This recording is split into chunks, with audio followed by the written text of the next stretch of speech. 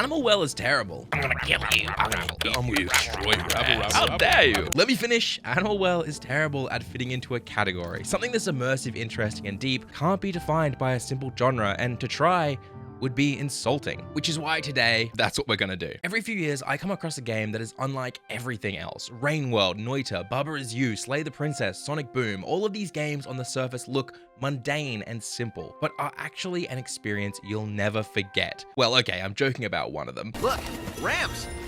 We can use these as ramps. Slay the Princess was just okay. I've seen a lot of reviewers call Animal Well a Metroidvania. I can understand that. After all, Metroidvanias consist of a large, fairly linear map featuring several biomes where progression is locked behind bosses and key items. As you progress, shortcuts loop back around to make traversal easier, and usually the difficulty is quite unforgiving. So Dark Souls 3 is a Metroidvania, which means Animal Well is a Souls-like. Except I don't agree with you. Animal Well's map is massive, it's intricate, deep, and makes you feel like you're completely lost in an endless labyrinth. But it doesn't feel linear. There is no big red arrow pointing where to go next, no yellow paint. Where you go and what you do is completely up to you, with very few sections feeling like they're locked away. The closest you'll get to being told where to go in this game is a ghost squirrel, who, just like every tutorial, text box, and guide in every game I've ever played, I ignored entirely. Hey, look, a rabbit! That isn't to say there aren't forms of locked progression. There are times where you'll need to get an item from another zone and use it to loop back around to finish another zone off. But it doesn't feel like you're wasting hours clearing an area only to be told, "Oh, wrong path, come back later." You still feel like you're making progress even when you hit dead ends. I'll be back for you, you leggy fuck. This feeling comes down to two reasons. The first being how perfectly placed the shortcuts are. What's this do? Oh, fuck!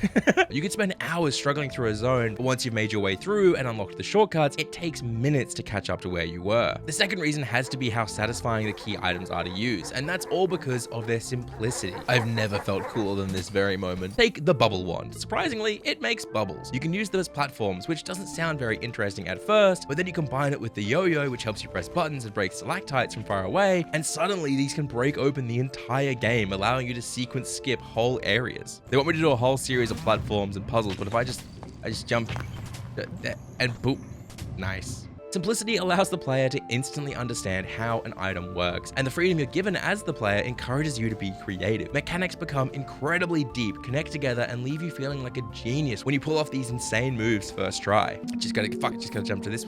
Okay, here we go, he's coming. I get to jump to this one. I'll jump to this one, and then I'm gonna do it. Oh no, go away! The map design feels like this giant gauntlet through each zone, beating you down, forcing you to master mechanic after mechanic and try new things, all while these huge beasts appear to toy with you, toss you around, laugh at you, and then vanish. Leave me alone, stop it! I didn't expect a game about a peach exploring a well of cute animals to have such vicious, violent, and gruesome deaths. You're drowned, bitten, pecked, torn apart, and eaten over and over. Why is this long dog so terrifying? It's so unforgiving and brutal. One false move and you'll be sent back to the last telephone you saved at. And if you're as dumb as me, you'll forget to save at a closer phone over and over and over. Man, the corpse runs are real. Wait. But when you reach the final room of a zone, you realize those huge beasts are waiting to stop you in the tracks again. That all of that was just a practice round. Fuck off! Shit, go! Dog, no, fuck, shit! These bosses are terrifying, punishing, but they're not unfair. Having them appear to taunt you makes besting them feel amazing. I'm so fucking close, go! He's right there! Put it in! Yeah! All of this is strange though, because I hate Metroidvania map design. I mean, look at this. What the fuck is that? I hate the repetitive shoot the weak point bosses of Metroidvanias, and I find the key items often barely affect the gameplay, but not Animal Well. I spent hours just exploring every nook and cranny, finding secrets, collecting eggs. I loved every second, and the fact I loved it proves this game can't be called a Metroidvania. So is it a platformer? A puzzle game? You do spend most of your time attempting hyper-specific jumps over and over, failing and being torn apart. Shit. Or solving puzzles that somehow make you feel like a genius while also questioning how you made it through 3rd grade. Think if I just, oh fuck. If the map didn't show how much care and love the dev put into the game, the puzzles absolutely do. Mechanics are introduced slowly, letting you feel them out before, well, this. Hey, a new button. It's red. Oh, fuck. fuck. Red is dead. I'll make sure I don't.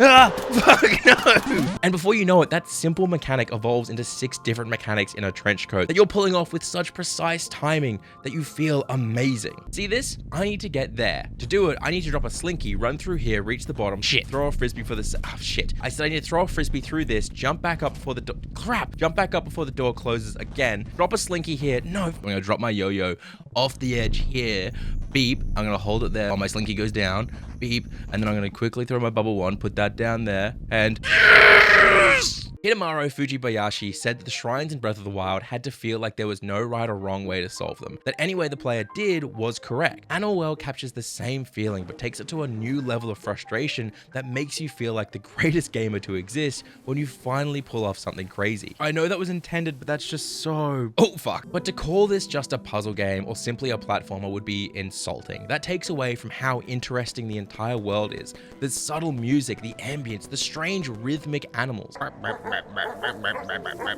I didn't realize how immersed I was until I heard my baby monitor go off. Oh, shit, gotta pause. It tears you away from these slow, quiet moments where you're just staring at the screen, running simulations in your head, all so you can perfectly solve that puzzle. And a second later, you're being chased by some of the most horrifying creatures with absolutely no way to defend yourself, knowing messing up any single jump will end you right there. The final sequence of this game was one of the most intense I have ever played. It's terrifying. The amount of tension you feel is immense. And then, in an instant, it's gone. Holy shit, I'm lost for words. And just when you think it's all over, the game reveals another 15 hours of endgame content. Don't forget, you still have to find all the eggs as well, and just, wow. This game was 30 meg. Games like Animal, well, frustrate me. I'm incredibly angry about this game. I know that no matter what I say, I'll never be able to express how this is so much more than a game. It's more than a genre. It exudes the care and love the dev had for it and becomes a piece of art you have to experience for yourself. On the surface, you'd never expect something so small to be so deep, which is why we're now dubbing this new category, this new genre, iceberg games.